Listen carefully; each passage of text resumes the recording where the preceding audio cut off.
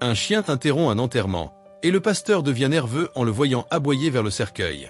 Dans la petite ville de Sainte-Croix, où tout le monde se connaît et où la communauté se soutient, il existe un point de rencontre central qui respire l'accueil et la spiritualité, l'église locale. Avec ses vitraux colorés qui filtrent la lumière du soleil dans un spectacle de couleurs et la douce odeur des bougies allumées, l'église est le cœur de la ville. C'est dans ce cadre que nous rencontrons le pasteur Jean, un homme à la fois inébranlable et résilient, qui consacre sa vie à guider et à réconforter les membres de la communauté. À ses côtés, toujours fidèle, se trouve Max, son adorable corgi, un chien qui est devenu un symbole de réconfort et d'amour pour tous. Max, avec sa fourrure brune et blanche et ses yeux expressifs, est plus qu'un simple chien de compagnie. C'est un véritable membre de la communauté, connu pour sa loyauté et sa capacité à comprendre quand quelqu'un a besoin d'être réconforté. Ensemble, le pasteur Jean et Max forment un duo inséparable, apportant paix et espoir à tous ceux qui les entourent. Ce jour-là, un événement d'une grande importance se déroule à l'église, la veillée funèbre de Madame Maria. Madame Maria était une figure bien aimée de la communauté, une matriarche respectée de tous pour sa sagesse et sa générosité. L'église était bondée d'amis et de membres de la famille venus lui rendre un dernier hommage. Le pasteur Jean a dirigé la cérémonie avec dignité, ses paroles résonnant dans l'atmosphère silencieuse, tandis que Max se tenait agité à ses côtés. Soudain, un bruit inattendu interrompt le silence respectueux de la cérémonie. Max se mit à aboyer avec insistance, ses aboiements se répercutant sur les murs de l'église et attirant l'attention de toutes les personnes présentes. Le pasteur Jean, surpris par le comportement inhabituel de son fidèle compagnon, tente de le calmer, mais Max continue d'aboyer en direction du cercueil de Madame Maria. Des murmures commencent à se faire entendre parmi les personnes présentes. Certains ont l'air inquiets, d'autres sont curieux. Qu'est-ce qu'il essaie de nous dire ? Chuchotent-ils les uns aux autres. La tension dans la salle augmente lorsque Max refuse d'arrêter d'aboyer, son comportement créant une atmosphère de malaise. Le pasteur Jean, conscient qu'il devait faire quelque chose pour calmer la situation, s'est approché de Max et a essayé de lui parler doucement. « Calme-toi, Max, tout va bien », dit-il en passant sa main dans la douce fourrure du chien. Mais Max a continué à résister, fixant le cercueil et aboyant encore plus fort. Le malaise dans l'église est palpable. Certaines personnes présentes ont commencé à suggérer que quelque chose n'allait pas. « Il sent quelque chose », demande une voix. D'autres tentent de calmer la situation, mais la tension s'est déjà installée entre tous. Le pasteur Jean, dans un effort désespéré pour résoudre la situation, a décidé d'essayer de faire sortir Max de l'église. Il saisit le collier du chien et tente de le guider doucement vers la sortie, mais Max résiste obstinément, tirant en direction du cercueil. Il était clair que le chien essayait de communiquer quelque chose qu'il ressentait profondément. Tandis que le pasteur Jean s'efforçait de comprendre le comportement de Max, Madame Clara, une femme âgée qui connaissait bien Madame Maria et Max, a décidé de partager une histoire qui pourrait éclairer la situation. Madame Maria a toujours eu un lien spécial avec Max, commence-t-elle, la voix chargée d'émotion. Elle s'est occupée de lui avec tant d'amour et de dévouement, surtout lorsque le pasteur Jean était absent. Peut-être que Max essaie de nous parler d'elle. Ces paroles ne font qu'accroître la curiosité et l'inquiétude des personnes présentes. Le pasteur Jean, réalisant que la situation est plus complexe que ce qu'il peut résoudre par de simples mots, décide de prendre une décision audacieuse, ouvrir le cercueil. L'église est plongée dans un silence tendu tandis qu'il s'approche du cercueil, ses pas résonnant sur le sol de marbre. Lorsqu'il ouvre enfin le cercueil, le silence est rompu par un soupir collectif. Dans les mains de Madame Maria se trouve une lettre, soigneusement pliée. La découverte de cette lettre semble expliquer le comportement de Max, et la curiosité de tous se porte maintenant sur le contenu du message que Madame Maria a laissé à la communauté.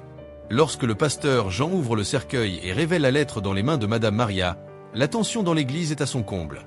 Les personnes présentes se regardent les unes les autres, avec des expressions mêlées de surprise et de curiosité. Max, le fidèle corgi, cesse enfin d'aboyer, comme s'il sentait que son message avait été compris. Le silence est presque palpable, chacun attendant avec impatience le prochain geste du pasteur John. Il ramasse la lettre avec précaution, ses mains tremblant légèrement. C'était une lettre simple, au papier jauni par le temps, mais encore préservée. Le pasteur Jean prend une grande inspiration avant d'ouvrir la lettre, sentant le poids de la responsabilité de partager les dernières paroles de Madame Maria avec la communauté. Avant de lire la lettre, le pasteur Jean décide de prendre la parole. « Chers amis », commence-t-il, sa voix résonnant dans la pièce silencieuse, « Madame Maria nous a laissé un message. Quelque chose qu'elle voulait que nous sachions.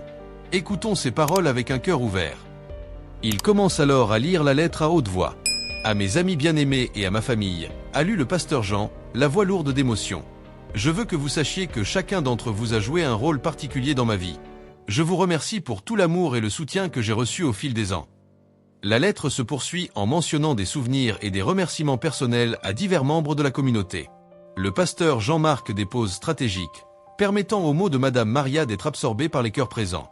À chaque paragraphe, l'émotion dans l'église était à son comble, beaucoup essuyant des larmes silencieuses.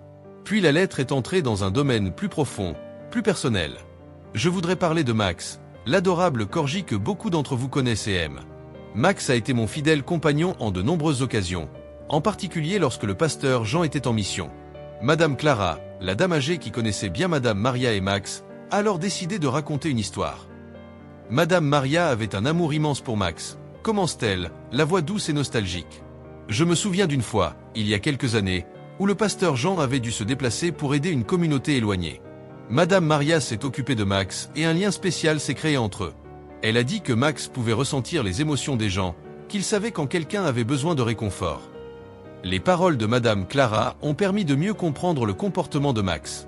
Le corgi avait été un gardien loyal de Madame Maria, et il semblait maintenant qu'il essayait de communiquer quelque chose d'important à propos de sa mort. La lettre de Madame Maria se poursuit ainsi. Max a toujours été plus qu'un simple animal de compagnie. Il est un symbole d'amour et de loyauté, des qualités que nous devrions tous cultiver dans nos vies. Je vous demande de veiller sur lui comme je l'ai fait, car il m'a apporté beaucoup de joie et de réconfort au cours de mes dernières années. Ces mots ont profondément touché le cœur des personnes présentes. Le pasteur Jean a poursuivi sa lecture, la voix chargée d'émotion. Et il y a une dernière chose que je veux partager avec vous tous. J'ai laissé un héritage important et je veux qu'il soit utilisé pour le bien de notre communauté. Les détails sont entre les mains de l'avocat de la famille, mais je voulais que vous sachiez que chacun d'entre vous fait partie de mon héritage. Lorsque le pasteur Jean a terminé sa lecture, l'église a été plongée dans un silence respectueux. Les paroles de Madame Maria n'ont pas seulement apporté de la consolation, elles ont aussi renforcé les liens de la communauté. L'héritage mentionné dans la lettre était un symbole de l'amour et de la générosité de Madame Maria, qualité qu'elle avait toujours incarnée. Le pasteur Jean a refermé la lettre et a regardé l'assemblée. Madame Maria nous a laissé un héritage d'amour, de loyauté et de générosité, a-t-il déclaré avec fermeté. Honorons sa mémoire en prenant soin les uns des autres et de Max, comme elle a demandé. Les personnes présentes ont acquiescé, leurs expressions de tristesse se mêlant maintenant à un sens renouvelé de l'objectif et de l'unité. Max, se rendant compte du changement d'énergie, s'est allongé au pied du pasteur John, enfin calme. La lecture de la lettre terminée, la tension dans l'église se transforme en un mélange d'émotions. Le pasteur Jean, qui tenait toujours la lettre de Madame Maria, a regardé l'assemblée, ses yeux reflétant à la fois la tristesse et un sens renouvelé de l'objectif. Il savait que le message de Madame Maria devait être honoré d'une manière qui reflète son esprit généreux et aimant. « Mes amis », a commencé le pasteur Jean, Madame Maria nous a laissé une responsabilité et un cadeau. Elle nous a fait confiance pour prendre soin de Max et a utilisé son héritage pour le bien de notre communauté. Nous devons nous rassembler pour honorer sa mémoire et réaliser ses souhaits. La réponse a été immédiate. Les gens ont commencé à tendre la main, à offrir leur aide et à suggérer des moyens d'utiliser l'héritage de Madame Maria pour améliorer la vie de tous. Les suggestions allaient de la création d'un fonds pour soutenir les familles dans le besoin à la construction d'un nouvel espace communautaire où tout le monde pourrait se retrouver. Pendant ce temps, Max, le fidèle corgi, semble plus calme, mais reste attentif à tout ce qui se passe. Il avait joué son rôle en alertant la communauté au sujet de la lettre, et il semblait maintenant heureux de voir que les paroles de Madame Maria étaient prises au sérieux. Le pasteur Jean se rend compte que le moment est venu de prendre une décision importante. Nous allons organiser un événement à la mémoire de Madame Maria, annonce-t-il. Ce sera l'occasion de célébrer sa vie, de partager des histoires et de décider ensemble de la meilleure façon d'utiliser son héritage. La nouvelle de l'événement en mémoire de Madame Maria s'est rapidement répandue dans la petite ville de Sainte-Croix. Le jour dit, l'église était à nouveau bondée, mais cette fois-ci, l'atmosphère était à la fête et à l'unité. Les gens ont apporté des fleurs, des photos et des souvenirs de Madame Maria, transformant l'espace en un hommage vivant à sa mémoire. L'événement a débuté par une minute de silence en l'honneur de Madame Maria. Le pasteur Jean a ensuite invité les personnes présentes à partager leurs souvenirs. L'un après l'autre, des amis et des membres de la famille se sont levés pour raconter des histoires sur la gentillesse et la générosité de Madame Maria. Il y a eu des rires, des larmes et de nombreuses embrassades, et les souvenirs de Madame Maria ont rempli la salle d'amour et de gratitude. Max, toujours aux côtés du pasteur Jean, a également pris part à l'événement à sa manière. Il s'est promené parmi les personnes présentes, offrant sa consolation et recevant de l'affection. Tout le monde savait qu'il était un élément important de l'histoire de Madame Maria et pensait que son rôle ne serait pas complet sans lui. Au milieu des histoires émouvantes, le moment est venu de discuter de l'avenir de l'héritage de Madame Maria. Le pasteur Jean, en sa qualité de chef de la communauté, a animé la discussion. Les idées fusent, toutes plus inspirantes les unes que les autres. La communauté a décidé à l'unanimité de créer un fonds pour soutenir les familles dans le besoin, ce que Madame Maria avait toujours souhaité. En outre, une partie de l'héritage servirait à construire un nouveau centre communautaire, un espace qui pourrait être utilisé pour des événements, des réunions et des activités qui renforceraient les liens entre les membres de la communauté. Cette décision reflète le désir de Madame Maria de voir sa ville unie et prospère. Au fil des discussions, le pasteur Jean a tenu à rappeler le lien particulier qui unissait Madame Maria et Max. Max a été d'un grand réconfort pour Madame Maria au cours de ces dernières années, a-t-il déclaré. Veillons à ce qu'il continue à être soigné, aimé par chacun d'entre nous. Il a été décidé que Max resterait avec le pasteur Jean, mais tous les membres de la communauté se sont engagés à s'occuper de lui. Max est devenu un symbole vivant de l'héritage de Madame Maria, un rappel constant de l'amour, de la loyauté et de la communauté. L'événement organisé en mémoire de Madame Maria s'est achevé sur un sentiment d'espoir et d'unité renouvelée. Les gens ont quitté l'église le cœur plein de gratitude et avec l'engagement renouvelé de prendre soin les uns des autres, en suivant l'exemple de Madame Maria. Une fois l'événement en mémoire de Madame Maria terminé, la communauté de Sainte-Croix s'est sentie plus unie que jamais. L'héritage laissé par Madame Maria, matérialisé par la création du fonds de soutien et du centre communautaire, est un témoignage vivant de son esprit généreux et aimant. Pasteur Jean et Max sont restés des figures centrales de la vie de la ville, symbolisant le lien profond entre les humains et leurs compagnons animaux. Dans les jours qui ont suivi, la construction du nouveau centre communautaire a commencé avec enthousiasme. Des bénévoles de tous âges se sont rassemblés pour aider, chacun contribuant selon ses capacités. Les familles dans le besoin ont commencé à recevoir un soutien du fonds, ce qui a apporté soulagement et espoir à de nombreuses personnes. Le pasteur Jean, en réfléchissant aux événements récents, a ressenti un profond sentiment de gratitude. Madame Maria nous a montré que la vraie valeur réside dans l'amour et la solidarité, a-t-il déclaré dans son sermon du dimanche. Et Max nous a rappelé que les animaux peuvent comprendre et ressentir des choses profondes, apportant réconfort et joie dans nos vies. Max, pour sa part, semblait conscient du rôle particulier qu'il jouait.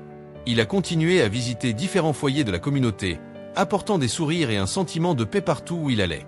Pour beaucoup, il était le symbole vivant de l'amour inconditionnel et de la loyauté. L'histoire de Madame Maria et de Max est rapidement devenue une légende locale, un récit partagé avec fierté par les habitants de Sainte-Croix.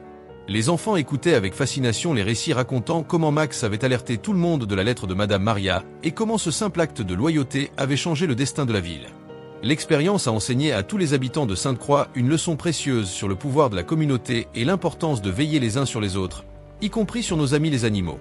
Le lien entre Madame Maria et Max a montré que les animaux peuvent être nos partenaires les plus loyaux, comprenant et répondant à nos besoins d'une manière que nous sous-estimons souvent. L'histoire a également souligné l'importance de prêter attention aux petits signes et gestes qui peuvent avoir une signification profonde. Max, en insistant pour remarquer la lettre de Madame Maria, a fait preuve d'une perspicacité qui a touché tout le monde, rappelant que parfois les gestes les plus simples peuvent avoir le plus grand impact. La communauté de Sainte-Croix a continué à prospérer, inspirée par l'exemple d'amour et de générosité de Madame Maria. Le nouveau centre communautaire est devenu un lieu de rencontre dynamique où les gens se réunissent pour partager, apprendre et grandir ensemble. Et Max, toujours présent, était le gardien silencieux de cet héritage, symbole que l'amour et la loyauté peuvent transformer des vies. L'histoire du pasteur John et de Max, ainsi que l'héritage de Madame Maria, sont devenus des éléments indélébiles de l'identité de Sainte-Croix. C'est ainsi que la petite ville a continué à prospérer, guidée par les principes de l'amour, de l'unité et de l'entraide. Que feriez-vous dans cette situation? Si vous avez aimé cette histoire, celle que vous voyez aujourd'hui sur votre écran est tout aussi émouvante.